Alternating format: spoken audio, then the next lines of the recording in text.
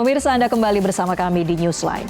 Ketua Lembaga Perlindungan Anak Indonesia (LPAI) Seto Mulyadi baru-baru ini mengunjungi barak militer di Jawa Barat yang digunakan sebagai tempat pendidikan karakter bagi siswa yang dianggap bermasalah. Ya, kunjungan ini dilakukan untuk meninjau langsung pelaksanaan program tersebut dan memastikan bahwa hak-hak anak ini tetap terjaga. Informasi selengkapnya tunggu apa lagi? Pemirsa, melalui unggahan di media sosialnya, Kak Seto bercerita dirinya melihat langsung sekitar 275 siswa dengan 7 diantaranya adalah perempuan yang menjalani latihan kedisiplinan dan nasionalisme dari program Gubernur Jawa Barat Deddy Mulyadi tersebut. Meskipun menggunakan metode militer, Kak Seto menyebut bahwa pendekatan yang digunakan tetap ramah anak dan menjunjung tinggi hak-hak mereka. Kak Seto juga mengapresiasi keterbukaan pemerintah Provinsi Jawa Barat dalam menerima masukan dan memfasilitasi kunjungannya.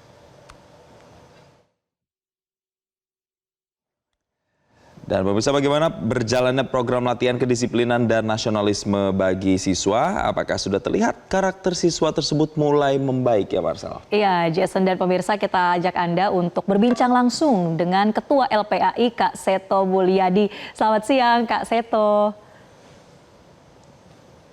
Ya, selamat siang Kak Marcelina dan Kak Jason. Apa kabar? Ya. Kabar baik. Kabar baik Kak Seto, terima kasih. Kak Seto kemarin kan sudah berkunjung ya ke barak di Jawa Barat. Bagaimana kondisi anak-anak di sana? Mereka tuh enjoy nggak sih Kak untuk mengikuti pelatihan di barak militer? Iya, memang saya penasaran waktu itu. Jadi saya minta izin, boleh nggak saya datang untuk melihat langsung. Ternyata Bapak Gubernur memberikan izin dan saya melihat memang hanya 1 hari itu. Dan catatan saya melihat bahwa mereka cukup gembira, enjoy, optimis, semangat, dan penuh percaya diri.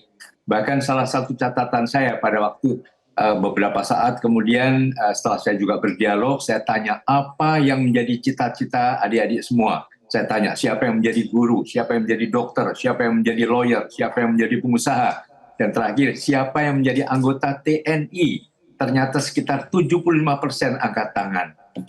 Saya bilang kemana? Ya, semangat, gembira, cinta tanah air, dan sebagainya. Jadi saya sepintas ya, hanya memang baru saat itu dan saya akan beberapa kali akan melihat lagi, bahkan pada Hari Kebangkitan Nasional 20 Mei nanti saya juga akan berada di tengah-tengah mereka lagi untuk betul-betul melihat adakah pelanggaran hak anak atau tidak dalam kegiatan tersebut.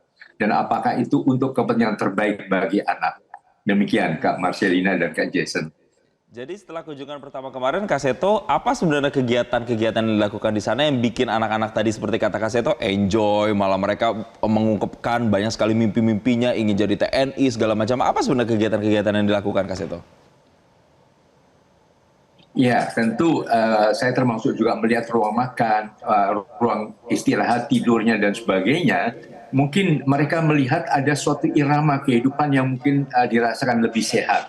Artinya cukup teratur hidupnya, kemudian ada waktu yang menjadi lebih disiplin, lebih percaya diri. Nah, kegiatan-kegiatannya ya misalnya ya kita tahu seperti kepramukaan juga baris berbaris, kemudian olahraga, kemudian melampiaskan semangat dengan yel-yel dan sebagainya.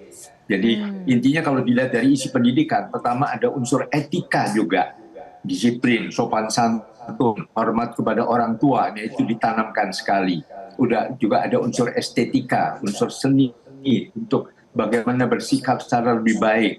Lalu yang paling menonjol juga unsur nasionalisme, rasa cinta tanah air, rasa mempertahankan NKRI dalam kehidupan yang lebih kompak, lebih rukun, gotong royong dan sebagainya.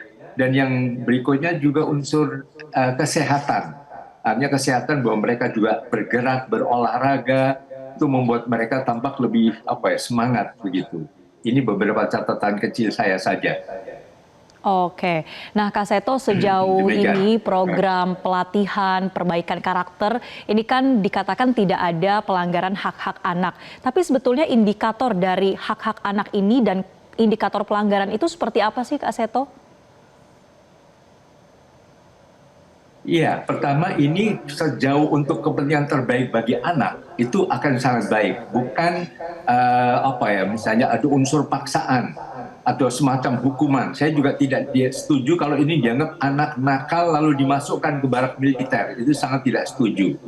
Jadi kita lihat harus anak-anak yang pada dasarnya punya potensi-potensi unggul, yang kreatif, yang punya dinamika, yang menggebu-gebu, meledak-ledak, tapi diarahkan secara positif begitu. Jadi bukan sebagai hukuman seolah kalau keluar dari sana nanti mereka mendapatkan suatu kondite yang negatif. Wah, ini kan bekas barak militer, berarti dia negatif, dia anak nakal, dia menyimpang. Nah, mohon jangan dengan asosiasi ke sana arahnya. Jadi betul-betul bagian dari pendidikan non formal sebagai pelengkap pendidikan formal yang mereka peroleh, yang kemudian diperoleh dari lingkungan, dan mereka juga lebih tepat disebut Dodik Bela Negara. Apa Dodik? Yaitu Depo Pendidikan. Dan memang sebelumnya juga untuk pendidikan beberapa kalangan, memang yang untuk orang dewasa, untuk para atlet dan sebagainya, para pemain bola kalau tidak salah juga mendapatkan pengarahan seperti disiplin dan di sana. Nah, ini dalam rangka itu, khususnya dalam rangka tadi unsur nasionalisme, unsur kesehatan, termasuk kesehatan mentalnya, supaya percaya diri, supaya tidak kemudian karena merasa tidak berfungsi atau apa-apa kemudian sebagai pelampiasan melakukan tindakan-tindakan menyimpang seperti tawuran, seperti geng motor dan sebagainya. Jadi arahnya adalah justru untuk melengkapi pembinaan anak-anak yang di sekolah, yang kemudian bisa membuat mereka menjadi lebih pribadi unggul. Baik, Kak Seto, yang tidak kalah penting adalah ini kan program tidak selamanya. Artinya anak-anak itu tidak selamanya ada di situ, di barak, mengikuti program. Yang menjadi tantangan ketika nanti mereka sudah keluar, kembali ke keluarga lagi. Bagaimana memastikan bahwa apa yang sudah dipelajari, apa yang sudah ditanamkan, edukasinya selama di barak, itu benar-benar bisa diaplikasikan? Apakah ada masukan-masukan misalnya yang Kak Seto berikan begitu? Iya, artinya ini bagian dari upaya melengkapi. Jadi bukan sekedar memindahkan saja. Sama saja, misalnya melengkapi pendidikan anak di sekolah formal dengan non formal, misalnya masuk ke sanggar-sanggar.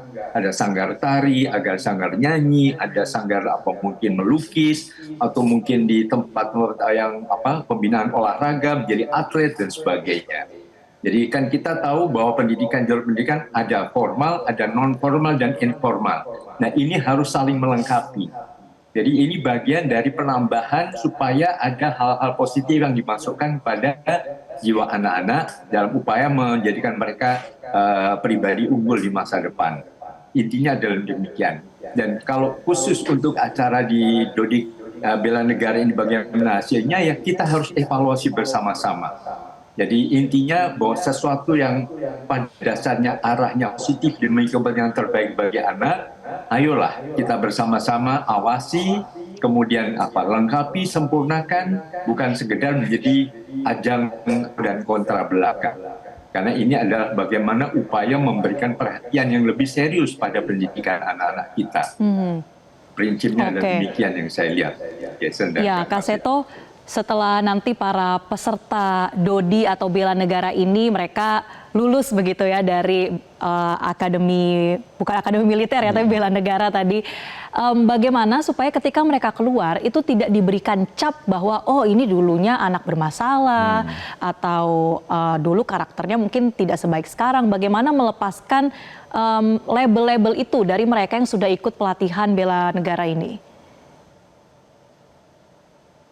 Iya, makanya harus diluruskan kembali, harus dikoreksi kembali, mungkin pernyataan-pernyataan seolah-olah kalau ini adalah tempat anak-anak nakal. Nah, saya sangat tidak setuju dalam hal itu, karena kenyataannya beberapa anak yang juga positif, yang tidak ada cap-cap demikian, banyak yang ingin ikut, mendaftarkan juga banyak. Kami LPI juga dihubungi oleh para remaja, caranya bisa ikut gimana ya, gitu. Jadi kita harus segera meluruskan kembali bahwa ini bukan tempat pembuangan atau tempat hukuman bagi anak-anak, tapi yaitu tadi menyalurkan. Kita ingat dulu zaman Gubernur Bang Ali Sadikin, Jakarta tahun 70-an itu kan juga beberapa anak yang tawuran, yang dianggap perilaku negatif, begitu disediakan berbagai gelanggang remaja, bagaimana mereka bisa menari, bisa menyanyi, bisa main band, bisa olahraga, akhirnya mereka melahirkan prestasi-prestasi nasional begitu. Jadi ini adalah dalam upaya serius membenahi pendidikan anak, bahwa kalau misalnya di sekolah formal saja kurang cukup, maka ada jalur-jalur pendidikan non formal dimanapun juga. Dan kalau saya juga mengusulkan, kalau ada istilah ya kata bahwa anak-anak masuk barak militer, mungkin ada saatnya militer masuk barak anak. Itu sama dengan dulu kami menggagas polisi sahabat anak. Polisi masuk ke sekolah, mendongeng, bercerita, bagaimana menanamkan disiplin lalu lintas dan sebagainya.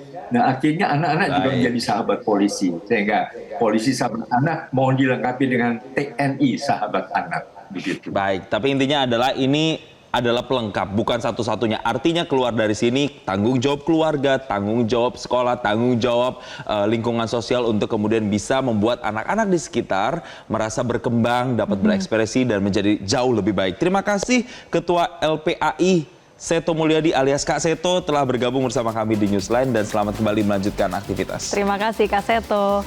Jelajahi cara baru mendapatkan informasi. Download Metro TV Extend sekarang.